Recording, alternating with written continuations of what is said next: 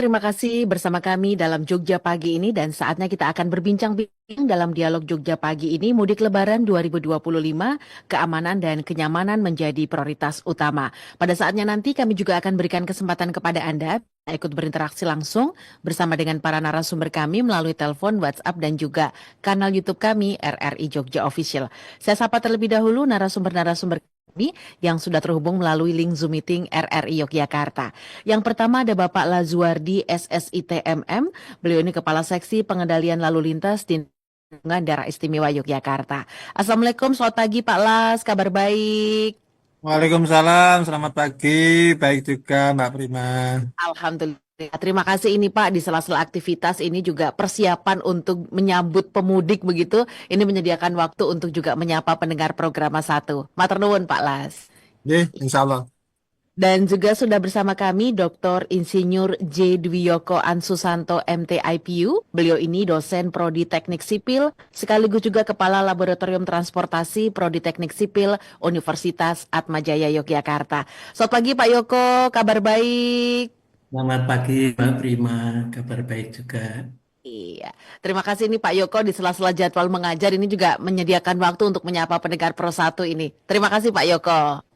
Terima kasih sama-sama Mbak. Iya, pendengar nanti Anda bisa bergabung bersama dengan Pak Lazuardi dan juga Pak Yoko melalui telepon 580333, WhatsApp 0811-2711-911 dan juga melalui kanal YouTube kami RRI Jogja Official. Pendengar juga bisa kirimkan live chat, like, subscribe RRI Jogja Official. Baik, sebelum saya ke analisis dari Pak Yoko ini saya ingin tahu kesiapan dari Disub DIY terlebih dahulu ini. Saya ke Pak Lazuardi. Pak Lazuardi, kalau kita berbincang terkait dengan kesiapan dari Dinas Perhubungan ini.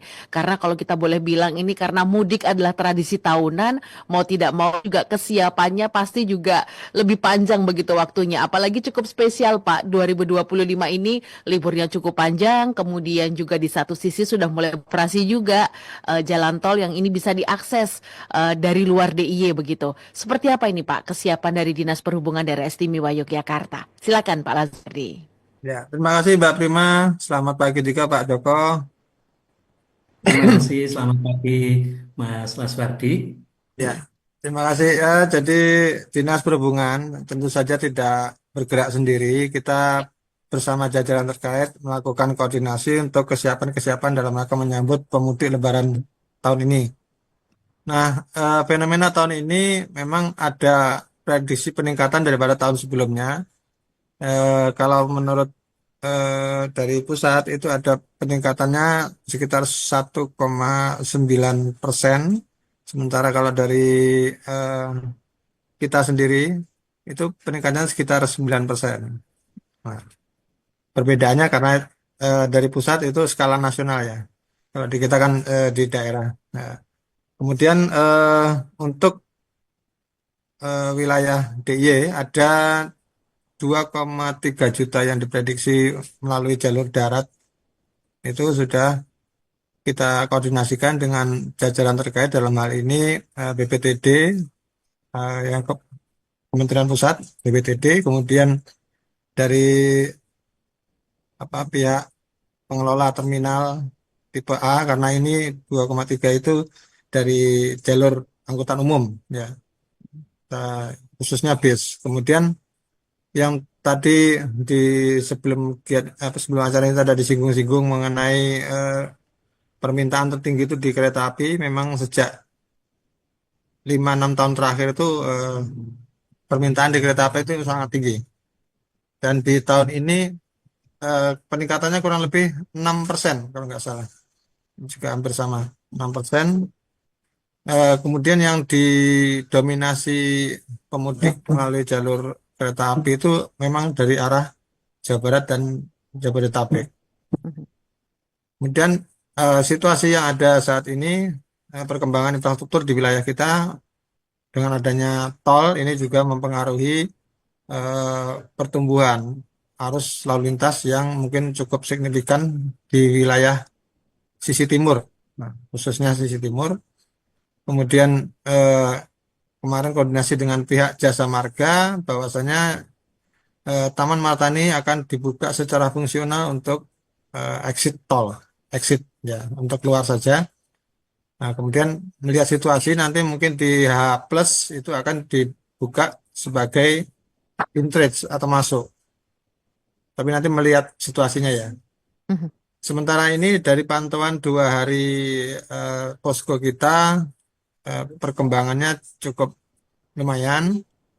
Rata-rata 170 kendaraan per jam yang exit dari tol Taman Martani. Kemudian yang perkembangan di sisi timur Prambanan itu juga nampaknya tereduksi dengan adanya exit tol Taman Martani itu. Sehingga cukup landai di wilayah Prambanan di pintu gerbangnya timur. Mungkin ini yang perlu diantisipasi memang dari wilayah Sleman, yaitu di jalan kabupaten yang bersinggungan dengan exit tol Taman Martani tersebut. Hal-hal yang sudah kita siapkan, tentu saja kita sudah mendirikan beberapa pos. Untuk wilayah DIY kami sendiri ada 2 pos, yaitu di Prambanan dan Taman Martani. Selebihnya itu dari teman-teman Dinas Perhubungan Kabupaten Kota, masing-masing juga mendirikan pos. Ada yang 1 pos induk dengan 1 pos lapangan, ada juga yang lebih dari 3 pos lapangan, menyelesaikan kondisi di wilayah masing-masing. Konsentrasi kita untuk wilayah DIY memang untuk tahun ini di sisi timur untuk exit tol ya, perkembangan DS tol. Kemudian yang kedua, kita konsentrasi juga di H plusnya untuk pengawasan kendaraan wisata di jalur wisata. Mungkin itu Mbak dari kami. Sementara oh ya, tambahannya personil kita libatkan sekitar 127 orang dari Dinas Perhubungan tersebar di beberapa titik, baik yang mobile maupun yang statis. Mungkin itu dari saya pagi. Baik. Baik, Pak Lazuardi. Jadi memang ada 2 titik utama yang kemudian juga menjadi perhatian begitu, Pak. Sisi Betul. timur exit tol, kemudian ketika H plus nanti ada pengawasan dari kondisi di lokasi-lokasi wisata. Nah, Pak Lazuardi, kita juga ingin tahu ini kan selain kemudian juga kita tahu DIY ini menjadi salah satu kota tujuan wisata, tapi di satu Ya. sisi ini juga kondisi musim hujan seperti saat ini kan menjadi eh, pertimbangan juga begitu. Artinya ketika Ya. kemudian beberapa lokasi jalan mungkin ada yang juga tergenang air. Kemudian di satu sisi ini juga kondisi-kondisi ketika musim penghujan ini dengan intensitas penggunaan jalan yang lebih begitu Pak dibandingkan biasanya. Bagaimana kesiapan yang juga dilakukan bersama dengan sinergi pihak-pihak terkait ini, Pak Lazuardi? Ya, di awal Februari itu kemarin kita sudah lakukan koordinasi pertama untuk melakukan apa pemetaan pemetaan terhadap masalah infrastruktur, gangguan infrastruktur antara lain itu tadi genangan saat hujan, kemudian daerah rawan longsor, termasuk daerah rawan kecelakaan. Nah, itu sudah kita petakan ya, sebagai dasar untuk kita menyusun rencana operasi pemantauan dan pelayanan Lebaran 2025 ini.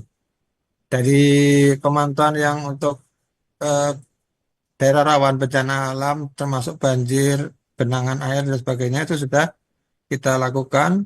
Sementara ini di wilayah Gunung Kidul dan kawasan Menora itu masih pantauan untuk rawan bencana longsor beberapa titik, dan kemarin mungkin sudah ada yang tahu kabarnya di kawasan Pelongop ya Pak Pelongop ya. itu ya, itu sebelumnya sudah kita antisipasi himbauan dan sebagainya, termasuk skenario pengalihan arus jika terjadi longsor, dan kemarin benar-benar terjadi, sudah ada rekayasa yang sudah disiapkan.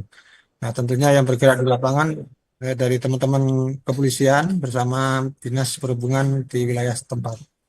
Kemudian untuk yang daerah rawan kecelakaan, nah ini memang masih jadi PR kita juga, dalam arti aspek kecelakaan yang disebabkan oleh perilaku pengendara atau situasi lalu lintasnya.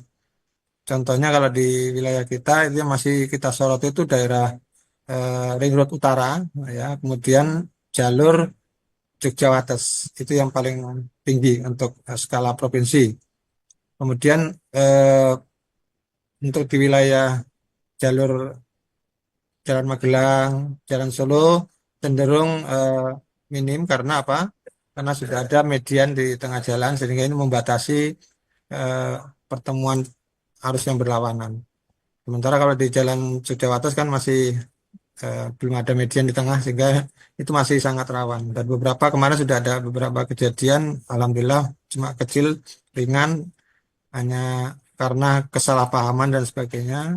Untungnya juga tidak dalam posisi kecepatan tinggi.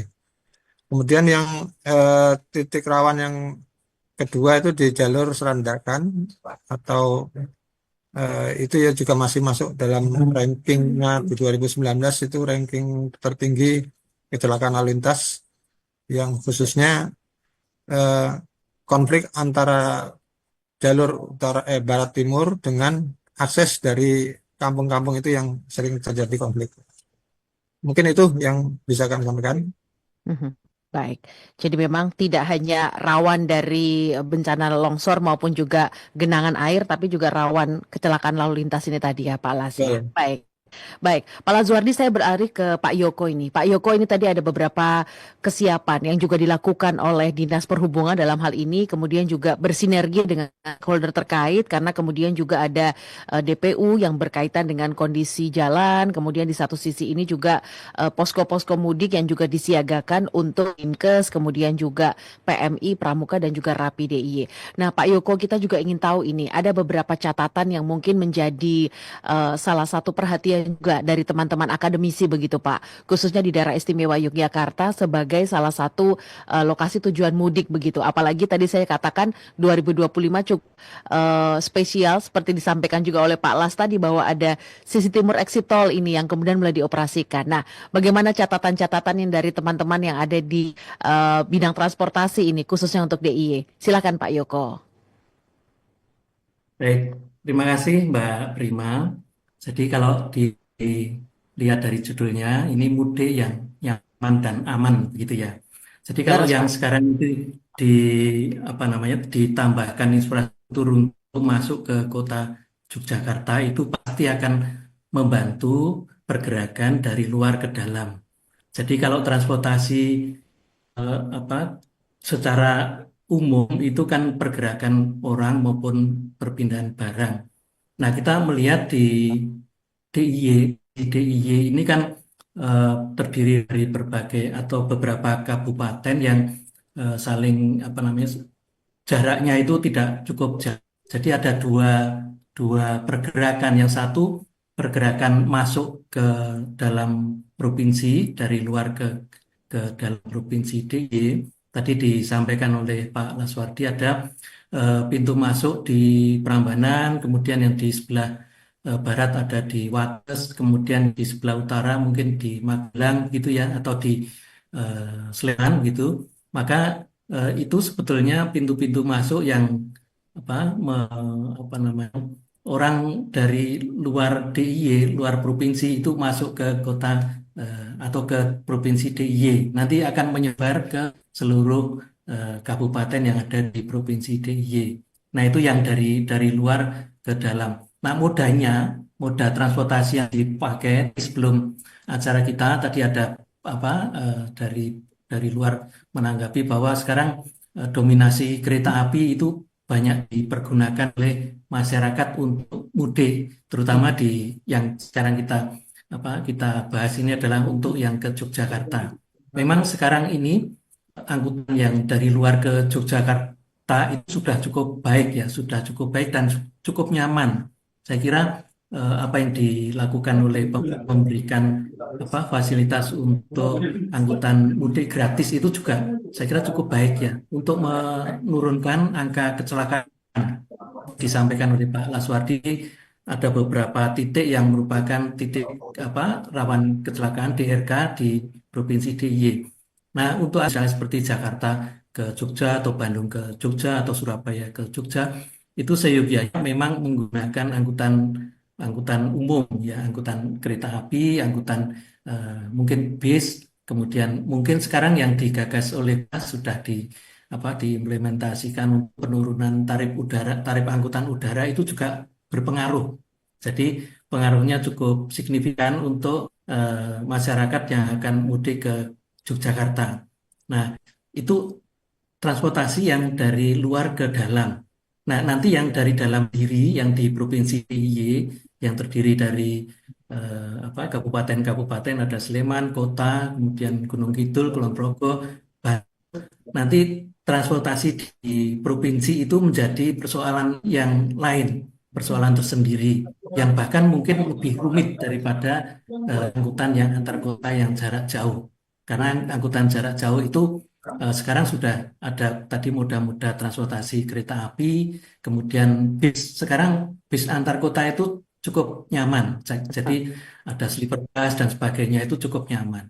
Kemudian jalan tol, infrastruktur jalan tol itu juga membantu pergerakan yang antar provinsi. Jadi yang jarak jauh itu sudah cukup terakomodasi. Hanya masalahnya sekarang yang ada di dalam provinsi, di dalam kota, kemudian di seluruh kabupaten yang ada di provinsi. Nah, eh, untuk angkutan mudik, tadi disampaikan di pendahuluan oleh Mbak Prima, Ya. bahwa mudik itu adalah acara yang setiap tahun diselenggarakan atau yang terjadi setiap tahun. Mungkin ada peristiwa yang besar di samping mudik juga Nataru. Jadi angkutan ini itu sangat masif, sangat besar ya volume pergerakannya. Nah, untuk angkutan mudik ini kalau yang secara nasional kemarin disampaikan oleh kementerian itu eh, volumenya cukup tinggi, pergerakannya itu hampir atau mungkin lebih ya 146 juta ya Pak Laswardi, 146 juta pemudik dari seluruh wilayah untuk secara nasional itu bergerak dari kota-kota terutama kota besar menuju ke daerah masing-masing. Itu kan pergerakan yang cukup tinggi. Jadi kalau penduduk kita 200 juta sekian itu 146 itu kan separuhnya ya Pak Laswardi. Jadi separuh dari penduduk nasional itu bergerak di seluruh wilayah di Indonesia. Nah, beberapa atau mungkin sebagian di antaranya itu masuk ke DIY. DIY itu cukup tinggi juga. Nah, untuk moda-moda yang tadi saya sebutkan untuk antar kota eh, dengan jarak jauh itu sekarang dengan fasilitas yang sudah cukup baik itu pergerakannya cukup mudah. Jadi misalnya kereta api itu ada tambahan misalnya kalau tidak salah yang reguler itu 25 perjalanan kemudian menjadi 31 atau berapa itu kan ada tambahan, iya, ada tambahan 10 10 kereta yang non reguler yang ditambahkan itu cukup membantu pergerakan yang jarak jauh. Saya kira pergerakan yang jarak jauh itu tidak begitu apa ya, yang ya bermasalah, tetapi tidak begitu apa pelik masalahnya dibanding yang di perkotaan. Nanti bayangkan kalau kalau yang apa datang itu sudah semua berkumpul di kota Jogja atau di provinsi DIY, itu kemudian bergerak masing-masing berkunjung ke keluarga-keluarga, itu pasti akan sangat sangat apa sangat sangat masif pergerakannya. Saya kira itu pekerjaan kita. Saya menyadari bahwa teman-teman di apa perhubungan baik yang di provinsi, terutama yang di kota, ya di kota itu apa bebannya karena pergerakannya di dalam kota itu tidak apa ya tidak tidak mudah untuk mengatur pergerakan yang di dalam kota, terutama pergerakan yang apa namanya pada menjelang hari raya dan sesudahnya. Dan terutama kalau misalnya hanya berkunjung ke keluarga-keluarga, terus hari berikutnya biasanya akan menuju ke pusat rekreasi yang banyak tersebar di DIY, itu juga tambah apa masalah kerumitan masalah di provinsi DIY. Saya kira itu dulu Mbak Prima. Terima kasih. Baik, Pak Yoko ini tadi juga menggarisbawahi begitu ya bahwa memang cukup pelik ketika kemudian sudah berkumpul di Jogja, kemudian ini transportasi antar wilayah begitu ya, jadi kabupaten kota yang ada di DIY. Nah, apa yang kemudian juga bisa menjadi salah satu alternatif begitu Pak untuk bisa mengurai kemacetan ketika kondisi di kota Yogyakarta yang menuju ke Bantul, Sleman, Kulon Progo, Gunung Kidul ini cukup padat begitu Pak. Apa yang kemudian juga bisa dilakukan sebagai salah satu alternatif untuk mengurai kondisi-kondisi yang cukup padat ini, Pak Yoko sebaiknya? Ya, jadi sebetulnya yang dilakukan oleh pemerintah dalam hal ini Dinas Perhubungan itu sudah, dan Kementerian Ya, Kementerian dulu melalui mekanisme apa teman BAS itu cukup baik ya untuk mengakomodasi gerakan masyarakat. Hanya memang sekarang sudah diserahkan kembali ke daerah untuk dikelola oleh daerah. Jadi angkutan umum yang ada di apa di DIY di provinsi menjangkau di seluruh wilayah, di perkotaan di seluruh wilayah. Tetapi hanya memang eh, apa ya minat dari masyarakat untuk menggunakan angkutan umum ini masih masih kurang, masih belum terlalu tinggi. Karena apa? Karena apa jangkauan untuk door to door-nya itu masih belum menjangkau apa yang diinginkan oleh masyarakat. Kemudian satu lagi Mbak Prima, satu lagi ya, itu untuk angkutan menuju daerah wisata dengan apa layanan dari Damri ya Pak Laswardi, dan Damri menuju ke apa namanya KSPN ya, kawasan strategis pariwisata nasional, itu sudah cukup baik, cukup membantu sebetulnya. Ada daerah yang dilayani itu Jogja Borobudur, lalu Jogja Parangtritis, Jogja Baron, Baron, kemudian ada Jogja Prambanan dan sekitarnya, itu cukup baik sebetulnya. Hanya memang itu tadi karena door to door-nya itu masih belum terlalu apa ya, belum terlalu sesuai keinginan masyarakat, itu barangkali ya sudah, daripada apa waktunya itu terbuang, maka biasanya sesudah mereka berkunjung atau masyarakat itu berkunjung ke keluarga-keluarga itu kemudian berrekreasi ya akan angkutan pribadi masing-masing dengan satu keluarga, satu mobil, begitu. Kemudian kalau semua orang itu apa tujuannya sama, itu tentu akan menghasilkan apa ya volume pergerakan di tempat yang sama dengan volume yang lebih tinggi dari biasanya. Jadi masalahnya seperti itu. Ini memang terjadinya juga mungkin tidak setiap saat, sehingga apa namanya volume yang terjadi sekarang ini memang di luar apa ya di luar apa biasanya. ya. Jadi tidak seperti hari-hari biasanya. Saya kira begitu, Mbak. Jadi sebenarnya alternatif untuk menggunakan moda transportasi publik ini lebih luas begitu Pak ya. Tapi di satu sisi mungkin karena wilayah-wilayah yang dijangkau ini juga belum sesuai dengan keinginan masyarakat, kemudian menjadi salah satu apa polemik juga begitu ya Pak Yoko ya. Baik. Baik Pak Iya. Yoko. Betul, Mm-mm. betul. Pak Yoko dan Iya. juga Pak Lazuardi ini saatnya Terbuka juga kesempatan kepada pendengar untuk bisa ikut berinteraksi langsung dalam dialog Jogja pagi ini bersama dengan Pak Lazuardi dari Disub DIY dan juga Pak Yoko, akademisi dari Teknik Sipil Universitas Atmajaya Yogyakarta. Saya sapa dulu pendengar yang bergabung di line telepon di pagi hari ini. Selamat pagi, dialog Jogja pagi ini. Halo, selamat pagi RRI. Selamat pagi, Bang Taufik yang ada di Sleman. Silakan Bang Taufik, ada Pak Lazuardi ini dari Disub DIY. Beliau ini Kepala Seksi Pengendalian Lalu Lintas dan juga Bapak Dr. Insinyur Dwi Yoko Ansusanto. Beliau ini akademisi dari Prodi Teknik Sipil Atmajaya ini. Monggo silakan, Bang Taufik. Selamat pagi kedua narasumber. Pak Laswardi ya. Betul Pak, dan Pak Yoko ini Pak Dwi Yoko. Ya. Nggih, betul. Ya. Monggo Bang Taufik. Seharusnya Pak Yoko dari akademisi dari Atmajaya ya. Atmajaya Pak, betul. Ya, Ya, jadi begini. Sekarang ini beban ya dengan adanya jalan tol ya untuk angkutan ke jalan di Kabupaten Sleman itu saya lihat sudah banyak sekali penambahan kemacetan pada saat sore, ya. Pada saat sore dan juga pada saat menjelang jam kantor. Ya. Nah, ini salah satu yang perlu diantisipasi. Ya mungkin karena Pak itu Dinas Perhubungan DIY. Yeah. Nah, mungkin Dinas Perhubungan Kabupaten Sleman juga harusnya dengan Dinas Perhubungan Kota Yogyakarta ini harusnya lebih melihat. Kenapa? Karena begitu sore itu sudah mulai mengurai dari keluar dari tol dan juga yang dari jalan Magelang dan juga dari jalan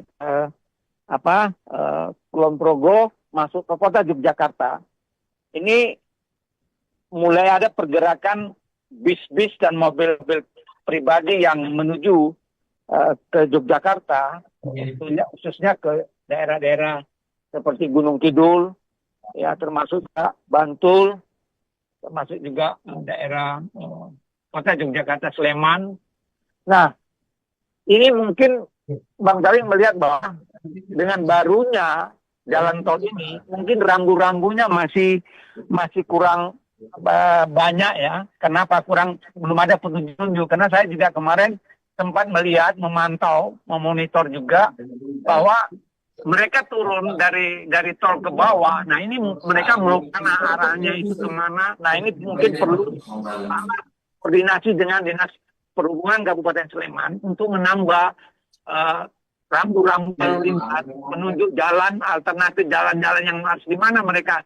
Karena mereka ini kan jalan tol ini kan baru. Jadi masyarakat itu kan di sana juga kurang persiapan, daerah tempat-tempatnya hanya juga kemana arahnya. Kalau keluar dari tol ini mau kemana, kalau dia mau pergi ke kota kemana, kalau dia mau ke Sleman, mau pergi ke apa kan itu kan petunjuk itu. Nah itu satu. Yang kedua, kalau saat ini untuk mengurai mungkin agak sedikit mengalami hambatannya karena pada saat sore ya mana lagi orang-orang yang mau mencari buka puasa, pulang kantor, belum lagi mobil yang datang dari luar mau masuk ke tujuan ke DIY, mau ke Gunung Kidul.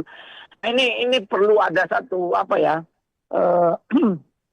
bersama antara Disub Sleman, Disub DIY, Disub Kota dan juga paling tidak melihat monitoringnya di mana-mana saja identifikasi kemacetan-kemacetan yang akan terjadi nanti pada saat menjelang H2 ya, H2 dan H1 ya. Yeah. Nah ini yang tujuan karena penambahan kendaraan yang masuk ke Jogja itu sekarang ini sangat besar sekali.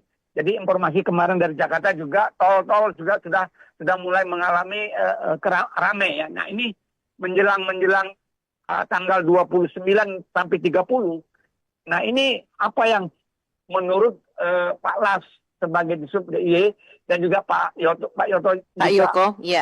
Yoko juga secara akademisi apa saja yang harus dilakukan, apa saja yang harus diantisipasi oleh Dinas Perhubungan dan juga masyarakat. Masyarakat juga harusnya diberikan juga kontribusi. Jadi dalam arti kata, dengan adanya petunjuk ini, mereka kan paling tidak sudah bisa berjalan dengan adanya petunjuk jalan alternatif kemana mereka harus.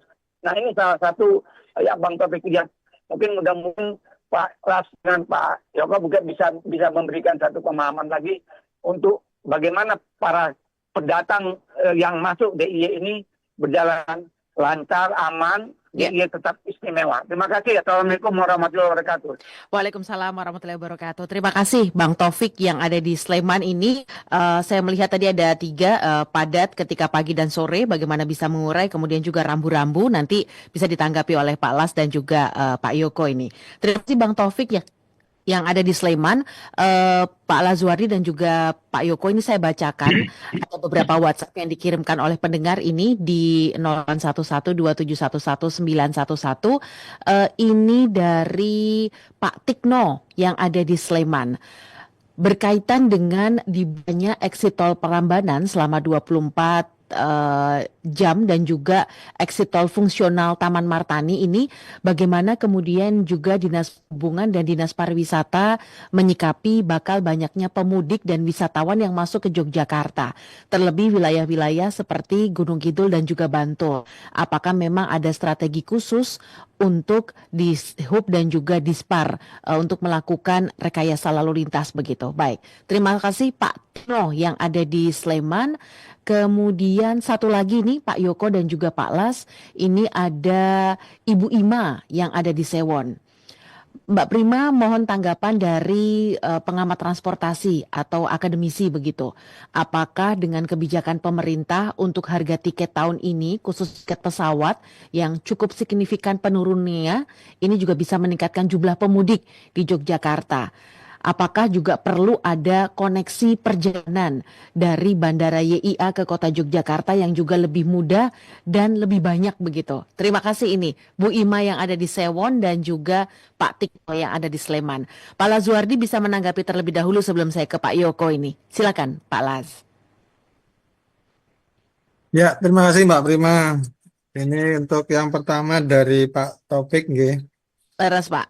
mengenai dinamika lalu lintas pada saat sore dan jam pulang kantor mungkin ya. Betul Pak. Bersama dengan itu kepadatannya cukup lumayan.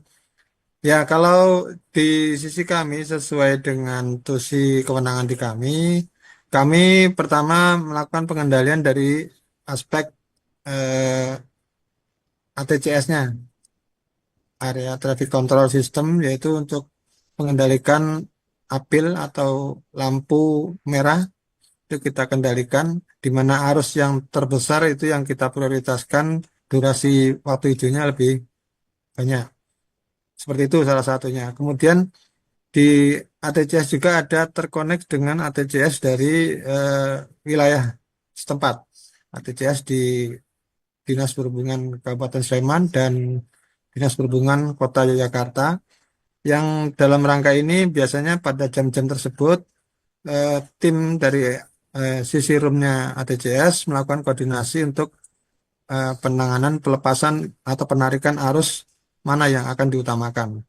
Misalkan satu contoh yang dari arah Jalan Solo itu dengan Dinas Perhubungan Kota, kita lakukan koordinasi untuk penarikan yang dari arah dalam bisa mengarah keluar lebih tinggi. Itu dilakukan perubahan skema lampu merah dan lampu hijaunya. Itu untuk jam-jam sore ya. Sebaliknya ketika jam-jam pagi seperti itu.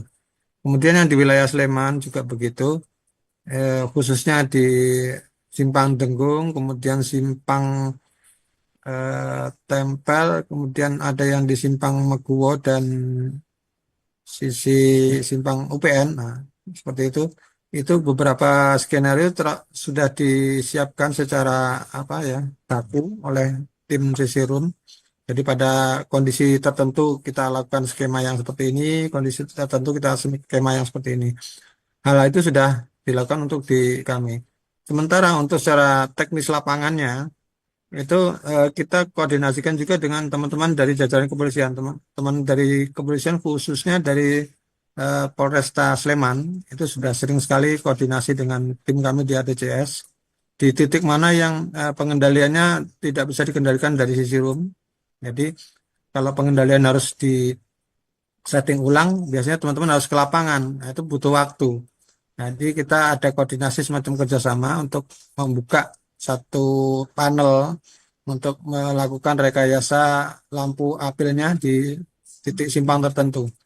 Biasanya itu karena ada gangguan sinyal dan sebagainya, sehingga itu perlu kita lakukan koordinasi penanganan. Itu sudah rutin kita lakukan tiap hari malah. Kemudian yang mengenai eh, kelengkapan rambu-rambu dengan adanya exit tol ini tadi, memang kita akui masih kurang sarana informasi untuk pengendara. Hari Selasa kemarin kita pantau langsung, kemudian kita lakukan koordinasi dengan teman-teman dari Jasa Marga. Ada beberapa koreksi untuk menambah titik perlambatan di arus mendekati exit tolnya Taman Martani karena takutnya dikira jalurnya masih jauh, mereka lakukan kecepatan cukup lumayan tinggi sehingga perlu ada perlambatan di tengah perjalanan itu. Nah, itu sudah ditempatkan ada 2 titik petugas dalam range jarak kurang lebih 2 kilo. Antar 2 kilo itu ada petugas yang memberikan tanda untuk perlambatan. Kemudian dari sisi exitnya, memang kemarin kita juga koreksi ke teman-teman Jasa Marga, nggak tahu hari ini apakah sudah ditindaklanjuti untuk menambah banner informasi ketika mereka keluar dari exit tol. Kalau ambil kanan itu ke arah mana, ambil ke kiri itu ke arah mana. Ya, kemarin dari rapat pertama memang tidak disinggung, tapi kita temuin di lapangan. Saya dan teman-teman mencoba melakukan perjalanan dari arah Klaten. Ya, kita seolah sebagai pendatang yang kebingungan ya seperti itu. Ah, itu ternyata kita nemuin beberapa titik memang kita butuh informasi itu. Eh, kita sudah kerjasamakan dengan teman-teman Sleman. Teman-teman Sleman sudah melakukan penambahan 2 banner di sisi utara di Simpang Tugu Batu dan Simpang mana saya lupa. Kemudian dari kami sendiri mengarah untuk yang di jalur utama Jalan Solo itu juga masih berproses ya di kami karena saya belum ketemu dari tim yang menangani dari Saprasnya. Ya. Kemudian ada juga tim apa ya semacam tim pengawal dari kepolisian untuk mengarahkan. Biasanya 2 hari yang kita temui ini para pengendara yang kebingungan itu berhenti di mulut exit tol itu untuk bertanya ke arah Jogja mana yang ke arah Prambanan mana. Nah, seperti itu. Ada petugas khusus yang memang mengarahkan itu. Karena menemui itu, maka kami kemarin melakukan koreksi bahwa kita masih perlu tambahan banner informasi supaya tidak terlalu lama berhenti terjadi komunikasi verbal seperti itu yang menghambat perjalanan yang antrian dari arah exit tol. Itu yang dari Pak Taufik. Kemudian dari Pak Tikno mengenai antisipasi mengarah ke objek wisata, ya. Wisata betul Pak. Ya, ini memang kita sudah menyiapkan dalam rencana operasi penanganan Lebaran ini jalur-jalur ke arah objek wisata. Cuman untuk prediksi di Lebaran yang ini, memang kalau dari arah exit tol atau arah pintu masuk timur maupun utara, itu kami prediksinya enggak terlalu besar untuk langsung ke objek wisata. Tetapi nanti di H plus, nah, H plus itu yang kita perlu antisipasi dan itu sudah kita koordinasikan dalam rencana operasi kemarin itu koordinasi di akhir bulan Februari bersama Disub Kabupaten Gunung Kidul dan Bantul, termasuk Polresnya, termasuk Dinas Pariwisatanya, itu sudah kita lakukan koordinasi untuk sama-sama melakukan kolaborasi penanganan atau penjagaan ataupun rekayasa lalu lintas yang diperlukan. Contoh di wilayah Gunung Kidul kita yang untuk yang menuju ke arah HH Ocean, nah, itu sudah diterapkan rekayasa satu arah. Jadi kalau masuk nanti keluarnya nggak lewat situ, keluarnya lewat ke arah barat itu yang ketemu Ringin Simpang apa itu yang menuju ke Renean dan sebagainya, keluarnya di sana. Kemudian yang di wilayah Bantul itu juga dilakukan rekayasa di seputaran gerbang Parangtritis karena di satu sisi ada pembangunan atau proyek itu masih berjalan yang kelok 18 itu untuk menyambungkan antara JJLS yang di Pantai Bantul menuju ke Gunung Kidul. Kemudian juga arus besar yang sesuai dengan tahun-tahun sebelumnya itu diprediksi dari arah utara masuk ke gerbang itu terjadi antrian, nanti akan panjang antrian di jembatan itu digariskan sehingga nanti di sisi jembatan nanti dibelokkan sebagian kalau sudah terjadi antrian panjang belokkan ke arah Siluk atau kemudian yang di gerbang nanti pada posisi kemacetan nanti akan di loss artinya tidak ditarik retribusi itu kerjasama dengan pariwisata jadi di loss tetapi dilakukan tetap penghitungan jumlah pengunjungnya itu salah satunya kemudian eh, fenomena-fenomena yang di objek wisata itu ada fenomena FOMO ya istilahnya. Masyarakat untuk ingin lihat momen tertentu termasuk yang kemarin terjadi di Celongop. Wah, cukup meledak itu khususnya di weekend. Itu juga perlu kita antisipasi. Beberapa titik untuk di wilayah Gunung Kidul ada dua lokasi. Celongop mungkin kita sudah karena ada longsor ini sudah berkurang. Kemudian masih akan tinggi itu di jalur JJLS Baron ke arah Girisobo. Itu ada dua titik yang masih perlu diantisipasi. Itu sudah dilakukan oleh teman-teman dari Gunung Kidul. Kemudian untuk di wilayah Bantul eh, yang masih perlu penanganan pemantauan itu di jalur JJLS menuju pembangunan jembatan Pandan Simo yang itu juga sudah banyak masyarakat yang melakukan aktivitas di sana untuk sekedar ya, melihat situasinya dan sebagainya. Nah, antrian parkir di tepi jalan di sudut jalan itu yang menjadi bermasalah nantinya. Itu sudah kita koordinasikan dengan Bantul. Dan yang untuk arus besar yang perlu penanganan adalah di Simpang Imogiri. Ya. Ini sudah kita buat rekayasanya juga. Rekayasa yang kemarin sudah kita lakukan, tinggal pengawasan saja. Kemudian yang disinggung sama Pak Yoko tadi mengenai kelaikan busnya juga, Mhm. itu kita sudah melakukan kegiatan rem cek mulai dari Nataru kemarin, masih tidak berhenti, tapi masih berjalan sampai sekarang. Termasuk pas posko ini kita juga melakukan rem cek, tapi sifatnya random karena kita tidak diperkenankan mengganggu perjalanan. Itu intinya di situ. Jika kita lakukan di titik di mana mereka berhenti. Kemudian untuk yang tidak memenuhi kelaikan, tetapi masih bisa ditoleransi, kita hanya memberikan catatan. Kemudian itu kita laporkan ke kementerian secara terekam ya. Tentunya. Sementara untuk yang tidak bisa ditoleransi, khususnya di masa rem, kemudian lampu dan eh, apa sisi suspensi, nah itu sangat vital menurut kami sehingga itu tidak kita perkenankan untuk melanjutkan perjalanan. Jadi itu kita sudah berkoordinasi dengan teman-teman dari Organda untuk menyiapkan armada cadangan yang nanti juga skenario pengalihan penumpangnya seperti apa itu mereka yang melakukan koordinasi sendiri antar pengusaha. Seperti itu salah satu langkah yang kita lakukan. Baik. Begitu Bang Taufik dan juga tadi untuk Pak Tikno yang ada di Sleman. Baik. Pak Las, saya beralih ke Pak Yoko ini. Pak Yoko, Ya. pertanyaan ini tadi berkaitan dengan Bu Ima yang ada di Sleman. Ketika Bandara YIA ini kemudian juga ada signifikansi penurunan harga tiket, apakah juga akan banyak penumpang dan di satu sisi ini sebaiknya bagaimana Pak perjalanan untuk kereta juga yang akan menuju dari dan ke Bandara YIA? Monggo, silakan Pak Yoko. Terima kasih Mbak Prima.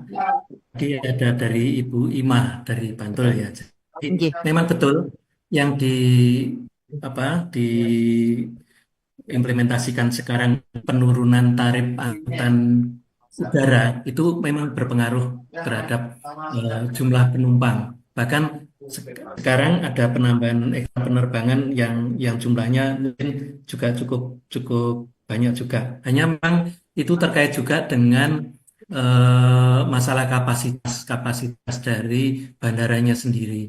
Lalu untuk angkutan menuju kota itu ada beberapa pilihan. Jadi ada sekarang yang sudah ada itu angkutan kereta api bandara, kemudian ada bis Damri, kemudian ada shuttle-shuttle yang yang kecil-kecil itu ada beberapa pilihan.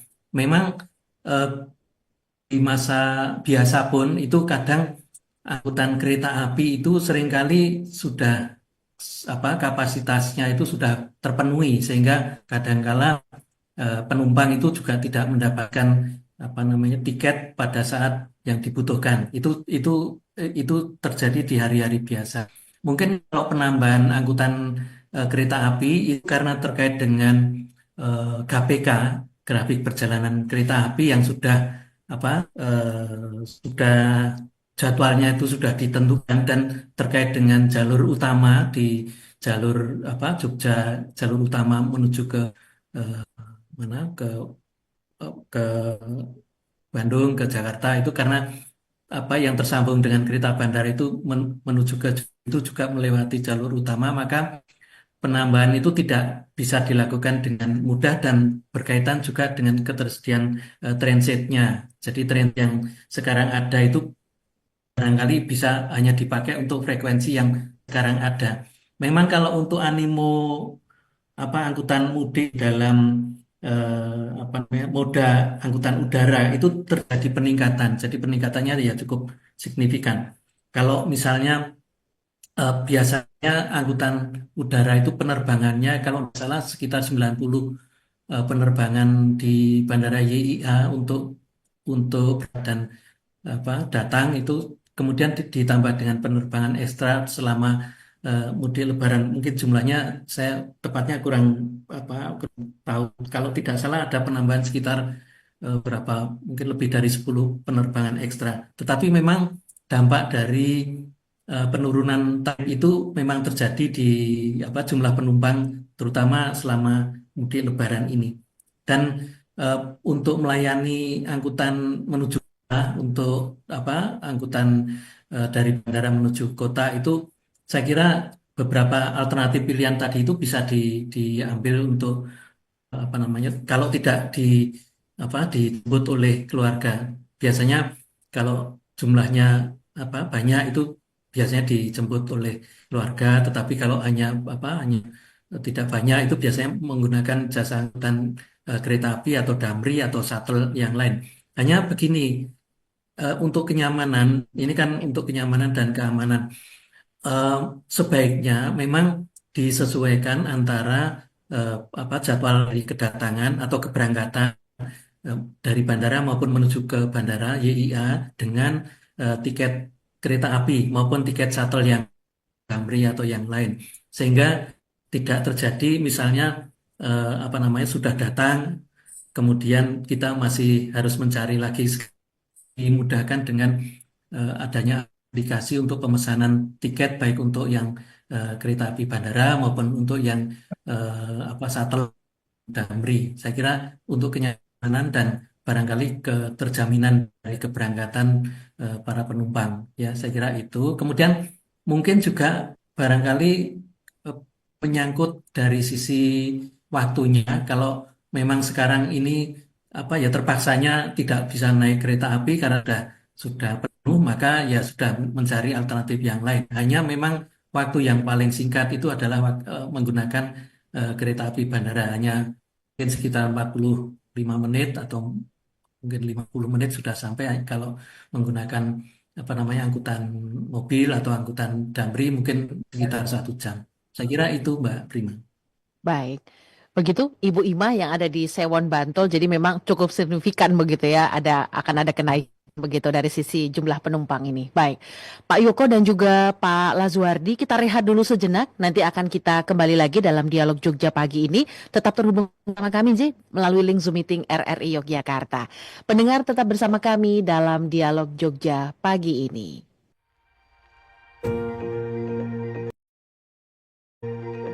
Ibu Kota Nusantara adalah pekerjaan besar bersama untuk kemajuan bangsa Indonesia. Nuansa alam dan budaya yang kental menyatu dengan aspek perkotaan secara harmonis untuk menciptakan sebuah simbol perayaan keberagaman kita. Visi menjadi kota cerdas bertaraf internasional yang akan menjadi simbol identitas dan keberagaman Indonesia. Panorama alam yang membentang luas di wilayah Ibu Kota Nusantara menciptakan lingkungan alam dan lingkungan kerja yang inspiratif. Gaya hidup ramah lingkungan menjadi prioritas utama dalam tujuan menjaga bumi pertiwi di Ibu Kota Nusantara sebagai tempat hunian nyaman bagi generasi yang akan datang. Transformasi pelestarian alam, bermukim, berbangsa, bekerja, serta kemudahan mobilisasi.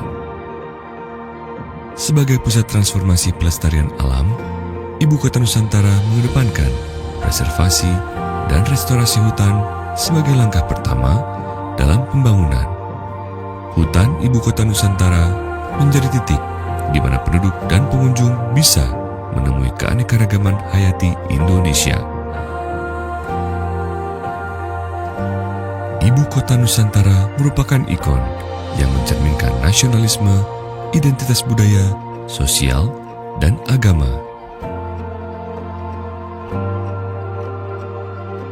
Selain Pusat Informasi dan Komunikasi Indonesia, Ibu Kota Nusantara juga memiliki peran penting sebagai ruang representasi budaya di panggung dunia. Bersinergi dengan panorama alam yang elok, kota hijau ini menjadi titik temu sejarah dan pengharapan Indonesia ke masa yang akan datang. Karena disinilah wujud baru kejayaan ekonomi dan teknologi Indonesia. Pendekatan transformasi bermukim mengarahkan penduduk Ibu Kota Nusantara tinggal di tempat yang didesain dengan konteks lingkungannya.